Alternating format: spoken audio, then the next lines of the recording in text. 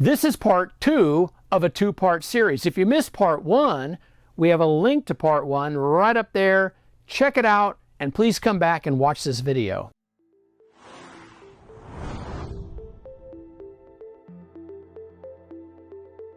Hi, I'm James Leichter. In part 1, I talked about why I don't think service technicians need to be salespeople, or more specifically, they don't have to sound like salespeople. I made the point that they really just need to worry about being great service technicians, and the rest takes care of itself. To make a long story short, service technicians should simply act like airplane mechanics. An airplane mechanic solves problems before they become problems. An airplane mechanic is a master at preventative maintenance. They understand that they don't want the part to fail. They want to replace the parts before they fail.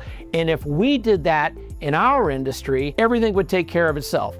The boss would be happy because our average tickets would be higher. We'd be happy because we'd have happier customers and our callbacks will go down. In part 2, we want to talk about how you can present yourself in a professional manner without coming across as salesy or pushy. And here's how we do it. When you arrive at the customer's home or business, just be aware of why you're there. What's the problem? Let's say it's no air conditioning, no cooling. It went out last night. That's what you're there for, to solve that problem, nothing else. So let's say that you diagnose a bad contactor.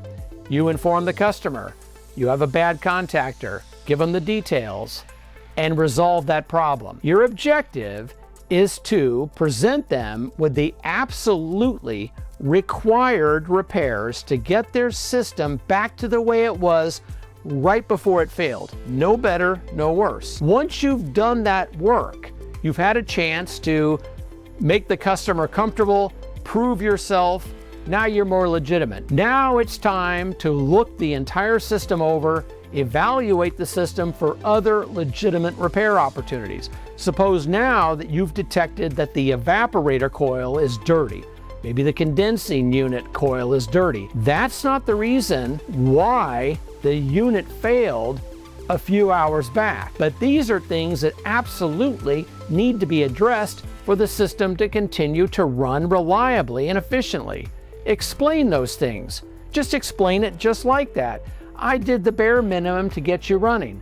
Now I'd like to put your system back as close as I reasonably can to factory specifications. I want to make sure that your system will most likely run for the rest of the season and beyond. I'd like to recommend we do the following things. Think like an airplane mechanic. In fact, use the airplane mechanic metaphor if you would like to. So here's how it works.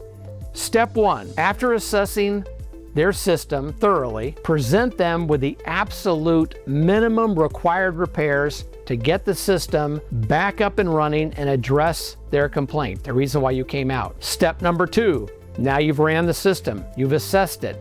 Present them with your recommendations on how to keep the system running as efficiently and reliably as it can, as close to factory specifications as reasonably possible. Will they turn you down? They might.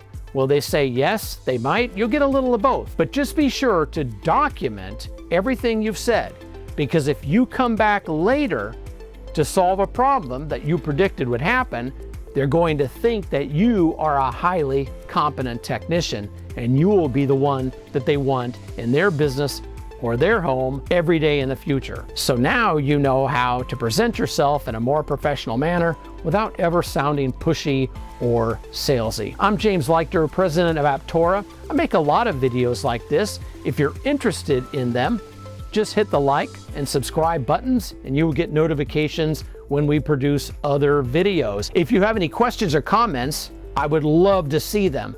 Please leave them below and I will do everything I can to answer all of them. Thank you for watching. I'll see you next time.